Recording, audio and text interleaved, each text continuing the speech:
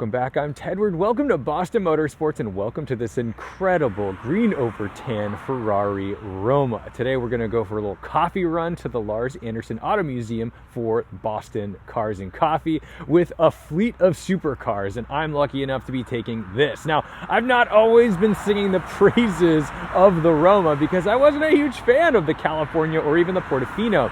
But this Roma seems to be doing something for me, and its 3.9 liter turbocharged V8 making 612 horsepower and 561 pound-feet of torque sounds pretty appealing.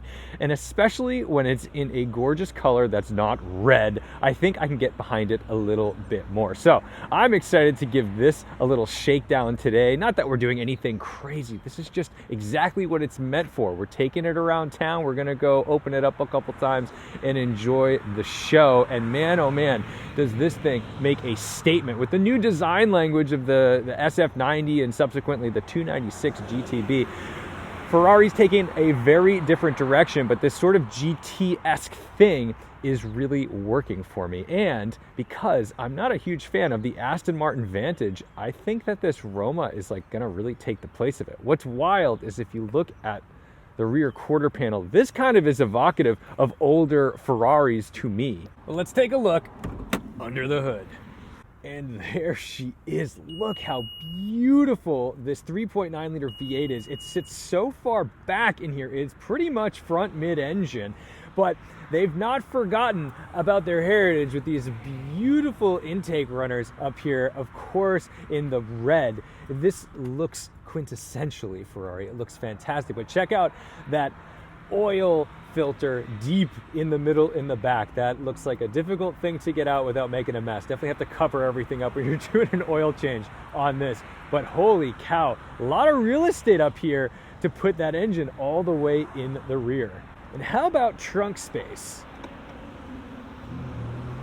Can you go on a weekend trip in a Roma? Well, it does have a fairly small opening, but you can probably wedge some things in beyond that. Maybe not going to do the trick for the golf club. So be aware that the rear of this for storage is not so cavernous that you could take it on everything. But I do believe you can put those rear seats folding flat, which gives you a heck of a lot more room for other things. So you can probably fit a lot of awkward things. Now, because this is a Ferrari, it's going to tell you all of your options right here, which is always helpful because you never have to wonder what your car is. You want to know what the color is? Verde British Racing green on your Italian supercar. Let's jump in, start it up. Oh wow, actually, first of all, let's just take a look at this exhaust. All right, we got to start it up. Look at this interior. Oh my goodness. Even the green stitching on the steering wheel. Maybe not the hugest fan of a yellow buckle, but we can forgive it for that sin because check this out. Oh, Will Lee of PTSRS, eat your heart out. Yikes. That jumps to life with anger. Typical Ferrari stuff where it starts up and it has a check engine light until it doesn't.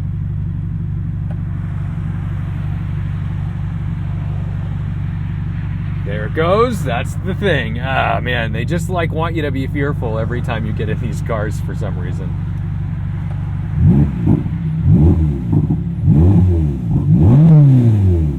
Wow, wow, wow. So if you thought this thing was pedestrian or just an entry-level Ferrari, you will be greeted with this sound, and it will straighten you out real quick because this is no joke. This is my first time in one of these new Ferraris with all of the new switchgear. So in order to like put it in drive, you just pull the paddle, pretty normal stuff, both to go into neutral. You have your little Manatino guy, which will put you in wet, comfort, sport, or race mode, or if you hold it to ESC off, then obviously you are on your own with the rear end of this car. And then you push this to get bumpy road mode, which we love here in Boston because we have a lot of those. Down here to get into reverse, pull that, and you can see this little red drip. Ready? It's kind of clever. And then you've got your rear camera lined up there. Back to neutral, and then first. Pretty simple stuff. Directionals on the thumbs, as you would expect. And the real big star of this is just the new engine start stop button being here and not a normal physical button. That's just like kind of a touch thing. So that, it makes me a little uneasy, and that's okay. I mean, I am someone who is very button averse when it comes to like touch screens, and I get very frustrated, but I'm glad that a lot of the normal controls in this thing are still physical, that I can touch, and I've still got paddles and everything. So I'm not too concerned. Let's find out. Does this have a cute horn? Pretty normal. I want that high-pitched Ferrari horn back. Come on, guys.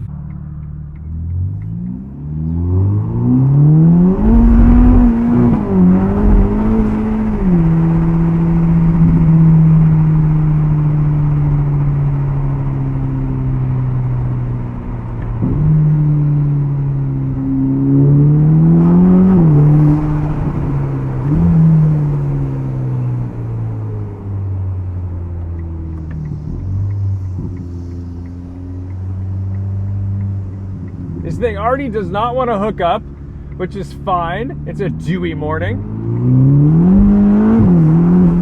But this DCT gets the job done. Man, oh man, does this thing feel alive on the paddles. One of the things I always loved about the 458 was that the bumpy road mode made the thing so tolerable and usable on normal roads. Like, it was more comfortable than my E92 M3. That's something that Ferrari does really well. They make cars that are genuinely usable on the street. And it's weird because Porsche is typically like the street car, but even 992 GT3s have gotten so insanely stiff that they're a little difficult to fathom as a daily driver.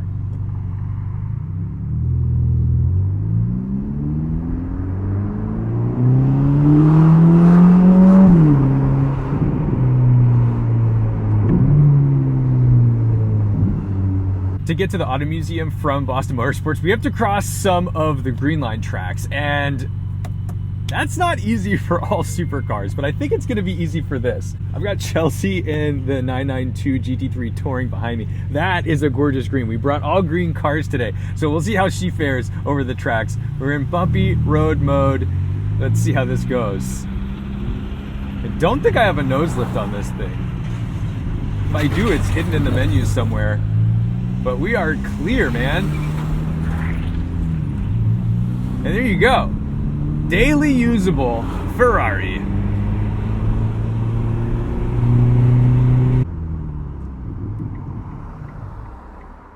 This auto start stop. Oh my goodness. I need to find the button, but I don't want to get distracted. There it is. Found it. Oh my goodness, that took me too long.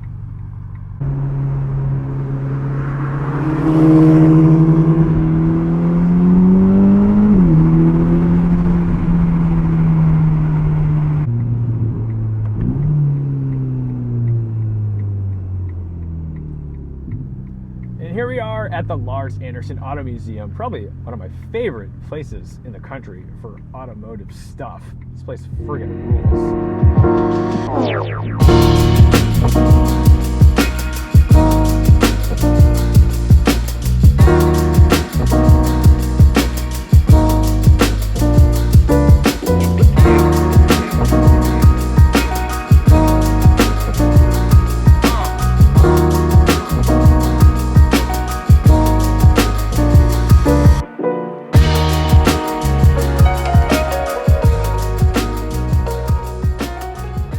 There you have it, another successful Cars and Coffee here at Lars Anderson Auto Museum.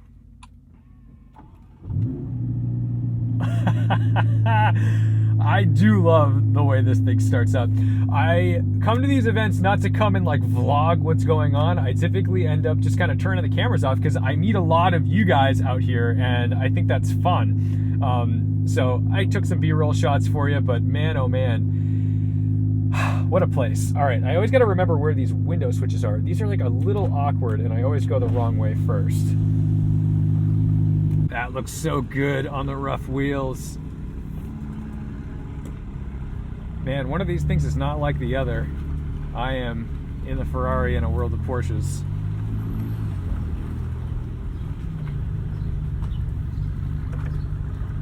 This always trying to upshift me so aggressively. Like, it wants me to be in such a tall gear. So I'm actually going to put it in manual mode and make sure that that holds for me.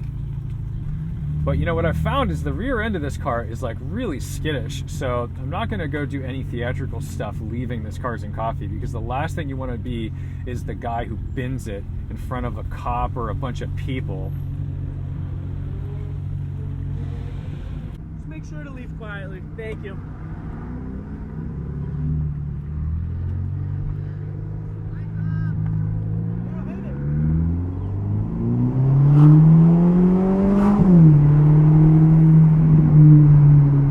Definitely not worth it to be the guy who gets pulled over 100 feet away. I'd rather be the one that disappoints everybody for not hitting it than the guy that does hit it and makes a new friend in blue.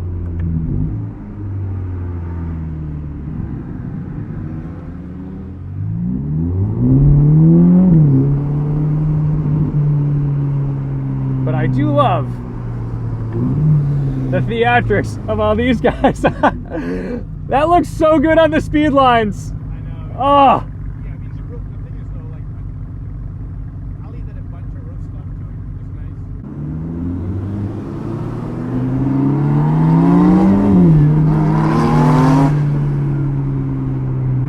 nice. And this is what it's all about.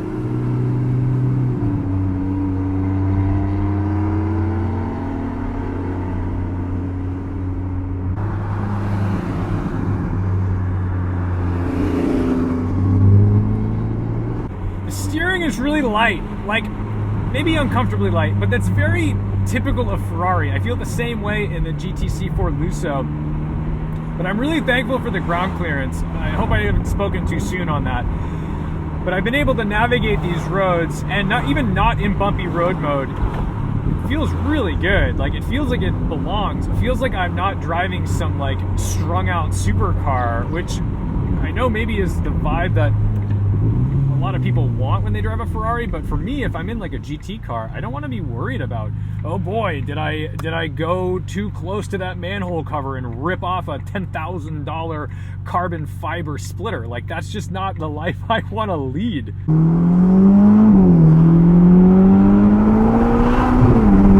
It is really fast, I gotta say, and you need to be mindful of this torque. Like, I am not just going full throttle anywhere and everywhere, because it will spin up those rears and it will allow for quite a bit of slip.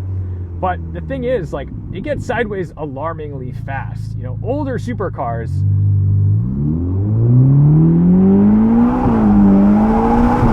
like, that's approaching full throttle. I love the shift gates. Older supercars, you can just kind of go wide open anywhere. Like, as long as you put a reasonable tire on it, it's fine. These are having a hard time, just like gripping for dear life. So don't expect to get in this and think it's some neutered thing just because it's the sort of entry-level Ferrari, if you will. It's hardcore.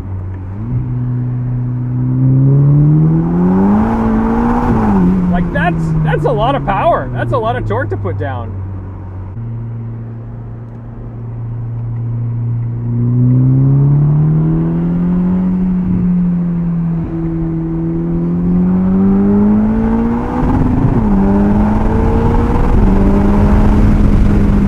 Really quick.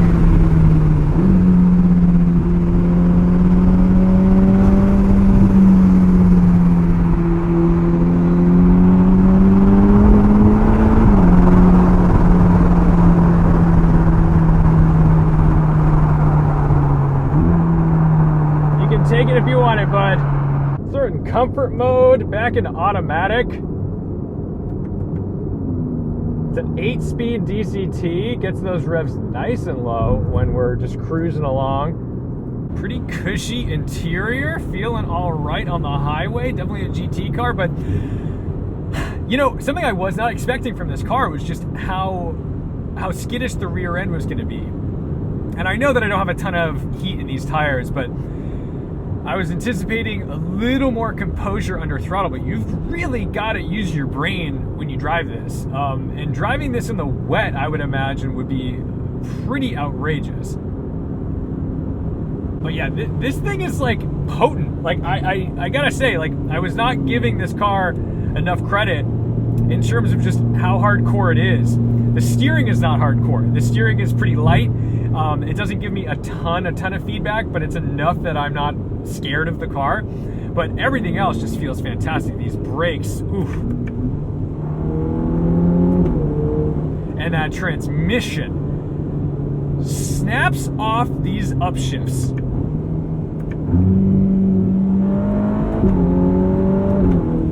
Like really aggressively. More aggressively even than the Huracan Technica. That car, they kind of smoothed everything out. This gives you hearing that? I'm feeling it. It's a jolt. It's a beautiful jolt. There's actually some emotion in this transmission. Ooh, check out this. It looks like a ZL11LE behind me. That's the business. Look at how wild this looks on the road. What presence. Hennessy. Oh boy. We want to talk about sketchy rear ends.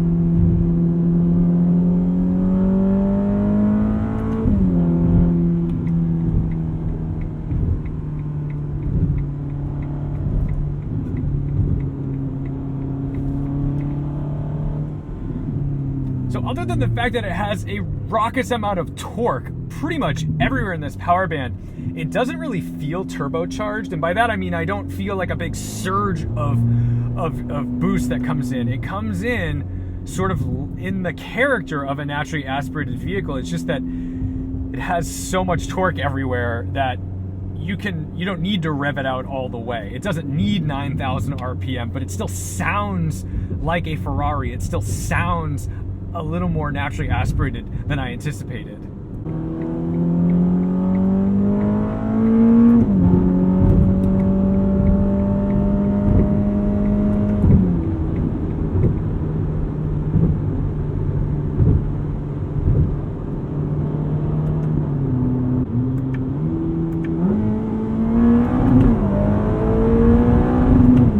It's still spinning through third there. I mean, that is really something.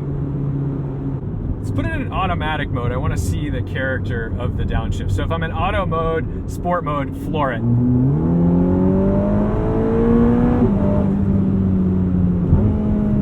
Ooh, and it's giving me those great downshifts under braking. That's fantastic. So that's gonna do it for me on a quick coffee run to Lars Anderson Auto Museum. Thank you guys so much for watching, liking, commenting, and subscribing. Thank you to Boston Motorsports for tossing me the keys to this beautiful green over tan Ferrari Roma to take to the show. Don't forget to respect the drive. Many downshifts. And I'll see you in the next one.